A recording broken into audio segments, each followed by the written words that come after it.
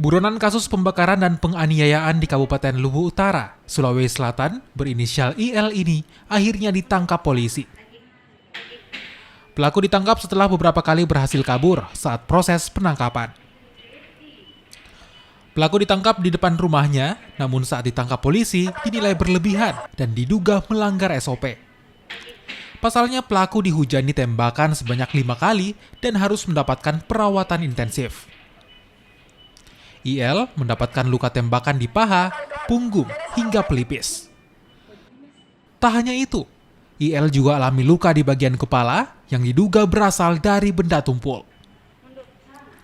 Jadi ada beberapa perlawanan yang dilakukan, kemudian anggota kami yang dalam kondisi terdesak melakukan tindakan tegas terukur. Ini karena memang ada upaya perlawanan dan berupaya untuk mengambil senjata daripada personil kami. Kemudian pada kesempatan itu saudara IL juga mencabut senjata tajam berupa badik dari pinggangnya. Jadi begitu dicabut badiknya, tapi gagang atau sarungnya masih ketinggalan di celananya. Itu yang digunakan untuk menyerang personil kami. Terpaksa juga melakukan tindakan tegas terukur. Tapi yang bersangkutan masih berupaya, masih bisa melawan. Atas tindakan polisi yang dinilai berlebihan, membuat warga asal desa Baloli Kamiri, Masamba, protes dan menggelar aksi unjuk rasa.